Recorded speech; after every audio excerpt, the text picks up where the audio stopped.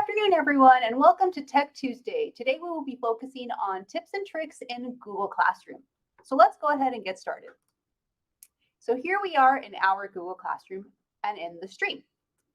Did you know that you can actually move certain posts and announcements to the top? So let's say you have something pertinent for students to remember or to work on. You just find that announcement, click the three dots, and click Move to the Top. And as you can see, the announcement comes to the top of the stream. So one more time, find the announcement you want to move to the top. So let's say you have a recurring do now or announcement you want them to know in the morning or at the beginning of your class period. Find the announcement, click the three dots, click Move to the Top. And the post is now at the top for your students to see first thing when they open Google Classroom. Know that you can also do something similarly in the Classwork tab. So here in the Classwork tab, if I need to move a material or an assignment to a topic because I accidentally forgot to add a topic when I created it, I can click and drag it into the topic. So that might be easier than clicking on it and editing it and then adding the topic there.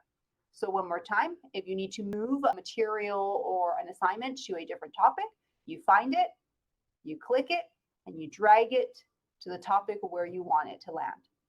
You can also rearrange your assignments and materials within the topic by doing the same thing.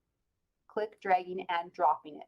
So click it, hold it, drag it to where you want it, and drop it. Know that you can also rearrange your topics by clicking the three dots on the topic, and you can move it down or up. In this case, we can't move it up because it's already at the top. Now, since we arrange our topics by dates, it's probably not a good idea for us to do that. But if you're using your topics in a different manner, know that you can rearrange them. Now, since we are in our Classwork tab, know that you can absolutely reuse a post from last school year from a different Google Classroom. To do that, you would click Create and then click Reuse Post. Here, you can select the class you want to pull the post from. So here, let's say I want to take it from my sandbox. And then from here, I can scroll down and find the assignment that I want to pull from my previous Google Classroom. So once I click it there, I do want to create new copies of attachments. So this means if I had a Google Doc template or a slide template, it would create a copy for this specific class, and then I can click Reuse. So Google's working its magic to make copies of the attachments and bring over that specific assignment into this classroom. And here it is. Now that it has opened up, I can make any changes as necessary. I can add some rich text formatting here to the instructions if I would like to. I can change the point value. Maybe in this case, I want to make it a 5-point assignment instead of a 10-point assignment. I can add the due date. They have until next Friday to do it. And then here I can add it to the topic. Okay. Now, know that a new feature in Google Classroom is that you can schedule a post to multiple classrooms at the same time. So in the past, I would have to go into each classroom and schedule it, but now you can do that all within this one assignment. So instead of clicking Assign to assign it now to my classroom, I would click here on the drop down where it says For, and I would select my other classes. Let's do those two. And instead of Assign, I would click the drop down or the arrow, and then I would click Schedule. So then I get this pop up here. In this drop down, I can determine whether I want to publish it now or later. In this case, I want to publish it tomorrow and specifically at 9 a.m. when I do that language arts assignment. And then for this other class, let's say I see them later in the day. I would change the time here. Maybe I see the specific class at 11. So I can do that there, select the due date, and put it in a topic. And when I'm ready, I can schedule this post.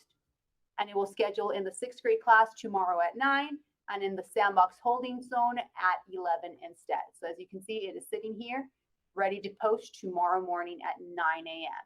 So that's a cool feature for anyone who team teaches or for our secondary teachers or for those of you who co-teach in multiple classes. That way you can have the same assignment scheduled for all of your classes or some of your classes as you wish. So now that we have talked about some tips and tricks in Classwork, let's move over to the People tab. Know that you can add a co-teacher. For now, I did add a co-teacher who has not accepted the invite. That's why she is grayed out. but I can add a teacher by clicking here.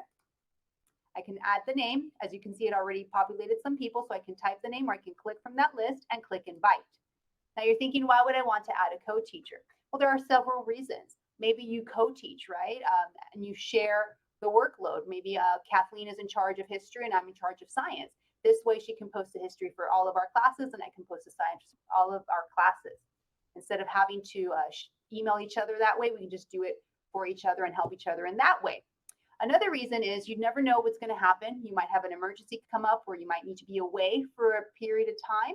So if you have a co-teacher there, that co-teacher can then invite your long-term sub to be a teacher in your Google Classroom so that the routine can continue of giving assignments and announcements for your students, and so that that is not disrupted. So a really good idea to have a co-teacher. Now, as we move down to our students, let's say you want to send your students an email regarding something that is coming up. You don't want it to be in the Google Classroom. You want it specifically to be in the email because maybe you're working on emailing skills. You can click this box at the top. It selects all of your students. Then in the Actions drop-down menu, you would click Email. A new tab opens up in your Gmail, and what's great is that it puts all your students in BCC, so you don't have to have a thread of all of the reply alls. If they reply, it will go only to you. So you want to make sure you add a subject, add your body of whatever it is you want to email them, and then send. I'm going to go ahead and delete this because we don't want them all to get this email. Now, you can also do it for a small group of students. Let's say I just want to specifically email this group. Just check them off, and same thing, click email. So it's a really great feature, so you can send them all one email without having to do one by one or remembering their emails, right? Now, I know you can also email guardians, but before we do that, let's make sure that we actually have our guardian summaries turned on. To do that, we go to the upper right and click on the settings in our Google Classroom. We're going to scroll down, look at our guardian summaries, and as you can see, we already have it on, which is great. If you don't, you want to make sure to click on there to turn it on and then click Save here. Now, real quickly, just to see an example, what is included in an email summary for parents? They are invited to become a guardian in a Google Classroom.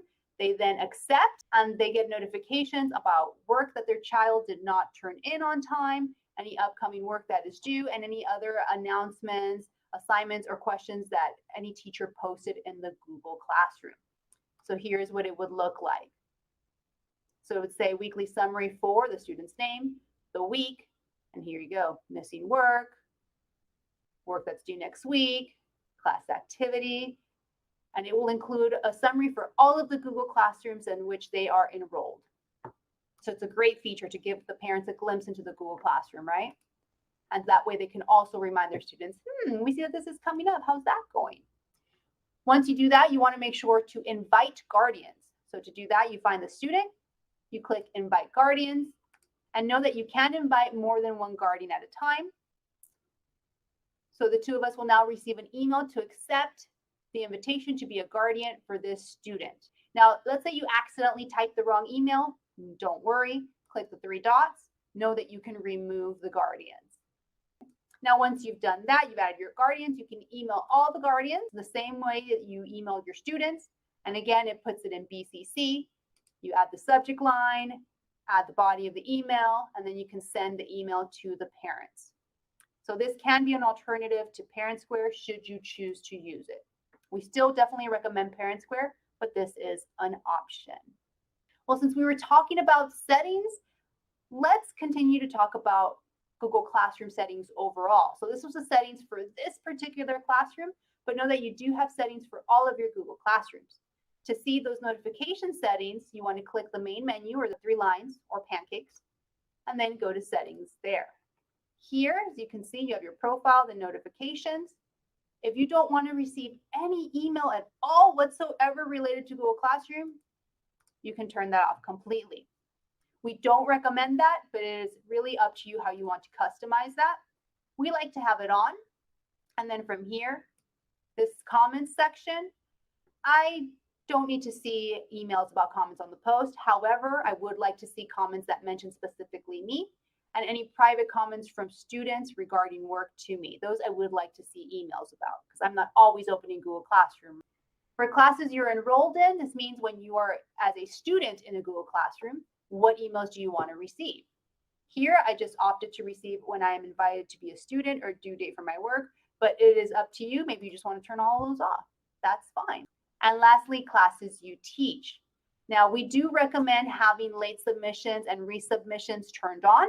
This way, if a student submits something past the deadline or you return something and ask them to resubmit it and they resubmit it, this way you can get that email so you know to go into Google Classroom, grade their work, and then return it again. And again, it's up to you if you want to receive an email notification to co-teach. We recommend having that on. And the reason we keep this one on is because we want to know if our schedule post failed, because if it did, we need to go in there and manually post it, right? Now, in case this bottom part, class notifications, isn't showing, click that arrow to show it, and it'll show you all your active classes, and you can determine which classes you want to receive emails from.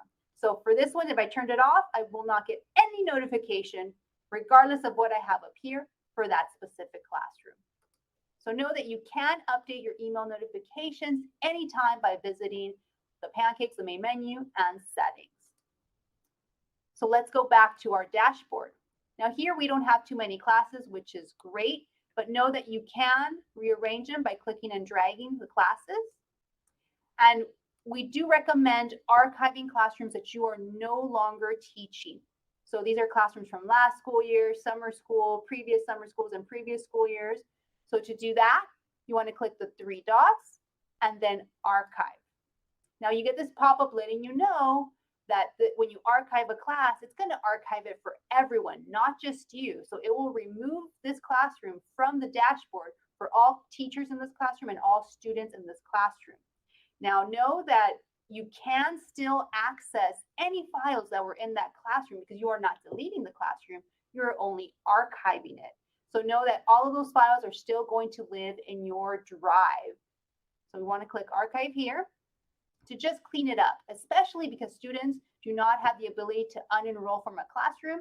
So you're also doing students a favor by cleaning it up for them when you archive a classroom. Now know that if you accidentally archived a classroom that you weren't supposed to archive, you would click those three lines, the menu, and then archive classes.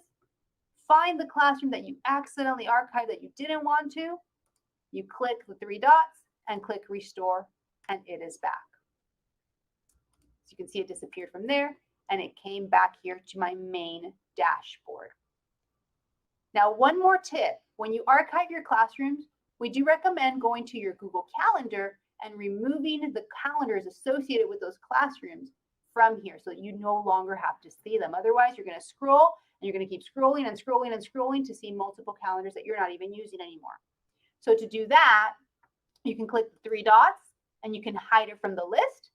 This means you can restore it later in your settings, but if you feel better removing it completely and never seeing it again, instead of clicking the three dots and hide from list, click the X and it'll be gone for good. So that's why you get this pop-up that says, are you sure? Because you will no longer have access. So if this gives you a little bit of anxiety, click cancel and then just do the three lines and hide from list, or just click the X to remove it completely. So that will also help clean up your Google Calendar so you will not have to scroll through to find other calendars. So those are our tips and tricks for Google Classroom. We hope you learned something new. As usual, if you have any questions, feel free to email us. You're also welcome to book a session, and we are going to continue our Google Classroom Back to School series next Tuesday. We will see you then.